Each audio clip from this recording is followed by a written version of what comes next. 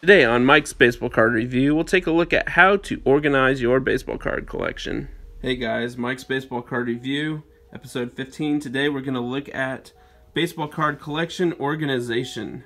So here we have my binders. These three I actually purchased this year. This one I've had for a while.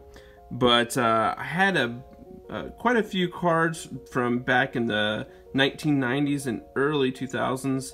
That I had in a box, so I had to put them somewhere in a better, more secure place. So I got a couple of binders and filled these up with older cards, and this one right here is actually the newer cards that I purchased this year, and these two are the older cards. This one is empty for any future cards that I will be purchasing. But basically this is a good way to keep your cards organized in binders, so I'd really recommend this. And for the binders, I typically will just put in the base cards or cards that are not as much of value. We'll just take a look at the newer cards I purchased this year for an example. So the way that I organize it, at least currently, is I organize it by the series of baseball cards. So if you look here on the first page, these are all Topps 2019 Series 1 baseball cards, and I organized them by the number. As you'll see, it's in numerical order here. So I like to keep organized, so I do it by baseball card series and then by numerical order.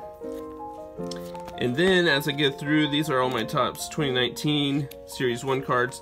Then I get into 2020 here, and this is obviously the Bowman 2020 Bowman cards, which are really hot this year. These were really, I was really excited to get these cards.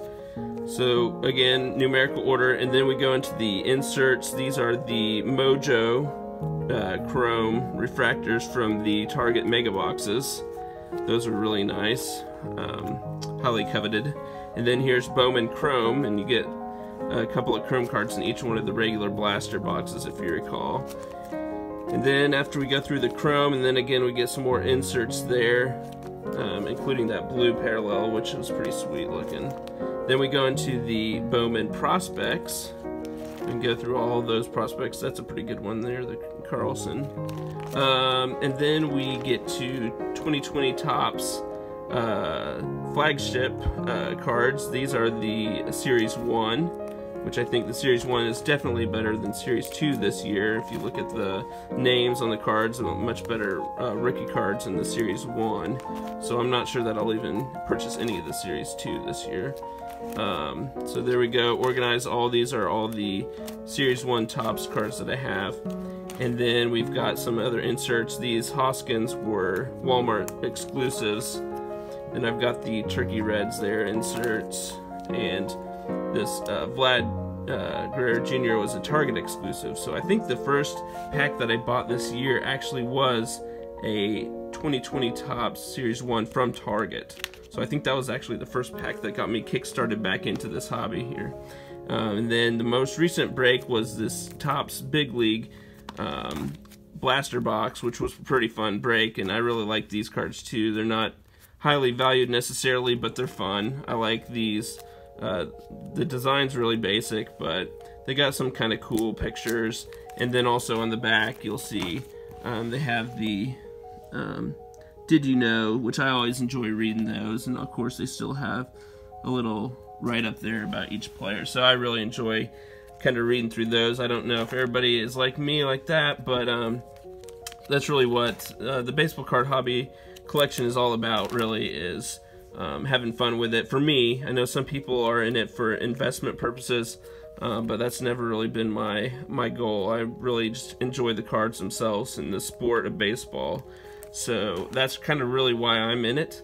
Not to say that if I get a great card, I wouldn't be excited to maybe sell a couple cards and make some money on the side, but I'm really in this hobby for the collection and the fun of it. So, and those are some really nice inserts. This is actually the was on the box itself. So I did end up cutting that out and saving that.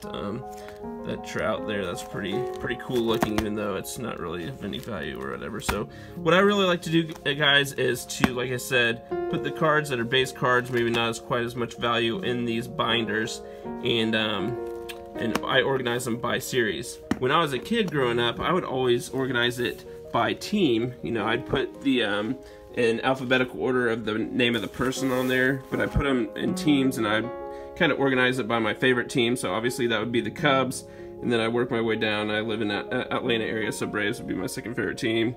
So that was always kind of how I did it, and I'm gonna ask for your advice or comments and thoughts. I'm thinking about going back and reorganizing all these cards and putting them based on the teams like I did when I was a kid. It's kind of fun for me. That's part of the fun, is going through all your cards again and reorganizing them. I always enjoyed that as a kid. So all the base cards, like I said, less expensive cards go in binders, and then I buy these soft sleeves that I put the better cards in, and then after I soft sleeve them, I put them in top loaders. And this one, just for an example, one of my most recent breaks, this Anthony Volpe of Bowman First Mojo Refractor. That's a really nice card, actually. I'm not sure how much that's valued, but that might be one of my better cards that I have, honestly. So I put my better cards in here. So I've already used up quite a few of my top loaders. I do have a couple left over. These I bought at the baseball card shop. They're rookie card specific, so that's kind of cool. These soft sleeves I got at the baseball card shop for $1, and these were not that bad either. I found that they were a lot cheaper at the baseball card shop than if I could buy it online or anything like that, so that was a pretty good deal. And then my very best cards I put in my trophy collection, which is right here. So here you'll see my very best cards, and don't mind that. That's actually my brother. I just put that up there because I do like that. It's his tennis card. But there's a look at my best, and I know I've seen some of your videos there on YouTube, and you got pretty amazing card collections that'll blow mine away. But for me, these are my best. I went to high school with Adam Lynn, so I'm really a card collector of his. Try to get as many of his cards as I can, especially rookie cards. So there you have it, guys. That's what I do. That's how I collect my cards and organize them. But please comment on this video, like and subscribe. Let me know, how do you organize your baseball card collection? And do you think that I should continue organizing it the way I do, or should I mix it up and go back to old school when I was a kid and organize them by teams? So let me know what your thoughts are on that. Thank you so much for watching. And until next time, take care, everybody, and God bless.